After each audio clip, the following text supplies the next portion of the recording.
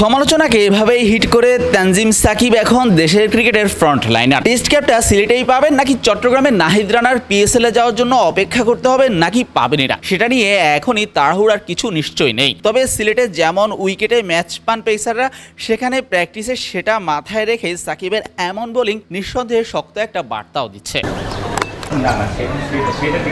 সাদা বলে বাহবা পাওয়ার মতো কিছু করেছেন বলে এখন জাতীয় দলের 3 ফরম্যাটের বোলার সাকিব সিলেটের টেস্ট দলের সাথে যোগ দিয়ে এখন পর্যন্ত 2টা বোলিং সেশন করেছেন।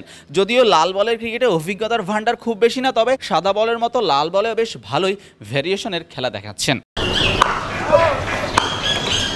সাকিবের গতি, ক্ষিপ্রতা, অ্যাগ্রেশন আর ভেরিয়েশনের সাথে ম্যাচ সিচুয়েশন বুঝে বল করার কারণে বেশ দ্রুতই নিজের নামটা শক্ত করেছেন। বিশেষ করে ওয়ানডে আর টি20 নিয়মিত একাদশের জায়গাটা শক্ত হয়েছে। এবার মিশন টেস্ট প্র্যাকটিসে সেটারই জানান দিয়ে রাখলেন।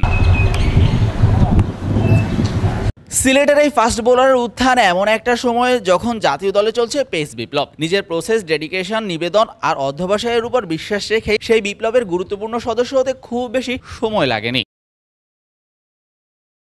1.5 বছরের ইন্টারন্যাশনাল ক্যারিয়ারে সাদা বলের 2 ফরম্যাটে ম্যাচ জেতানো এবং ইম্প্যাক্টফুল পারফরমেন্স আছে বেশ। লাল বলের ক্রিকেটেই মাত্রই এসেছেন। সিলেটে যেমন উইকেটে খেলা হয়, সেখানে নাহিদ রানা আর হাসান মাহমুদের সাথে যদি খালেদ আহমেদ না খেলেন, সেক্ষেত্রে 3 পেসারের তৃতীয় জন যদি সাকিব হন, সেক্ষেত্রে সেটাকে চমক বলার সুযোগ নেই। আবার জায়গা না আসলে হতাশ হওয়ারও কিছু নিশ্চয়ই নেই, কারণ টেস্টে এটাই সাকিবের প্রথম টেস্ট কল। সিলেটে না হলে চট্টগ্রামে দারুণ একটা সম্ভাবনা আছে অবশ্য। নাহিদ রানা যাবেন পিএসএল খেলতে, তখন যদি 3 পেসার খেলানো হয়, সেক্ষেত্রে ডেবুটা নিশ্চিত। 2 পেসার খেলানো হলে সেখানে যদি তার নামটা চলেই আসে, সেটা আসলে অবাক করার কিছু না, তবে করতে হবে অপেক্ষা। তাসকিন আহমেদের না থাকাটা আশীর্বাদ হয়ে এসেছে তানজিমের জন্য। সুযোগ পান কিংবা না পান সে আলোচনা পরে, অন্তত প্র্যাকটিস সেশনগুলোতে সাকিব নিজেকে লাল বলে প্রমাণের সুযোগটা অন্তত পেয়েছেন। সেটা নিঃসন্দেহে ইন ফিউচারের জন্য একটা বার্তা।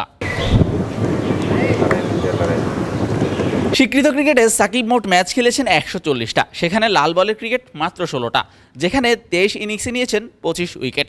ফার্স্ট ক্লাসের পরিসংখ্যান খুব একটা আহামরি না, তবে তাসকিনের জায়গায় ইন্টারন্যাশনাল এক্সপিরিয়েন্সের নিয়মিত কাউকে খুঁজেছিলেন নিশ্চয়ই নির্বাচকরা, আর তাতেই সাদা বলের ম্যাজিক দিয়ে লাল বলেও জায়গা হয়েছে আন্ডার-19 বিশ্বকাপ জয়ী তারকার।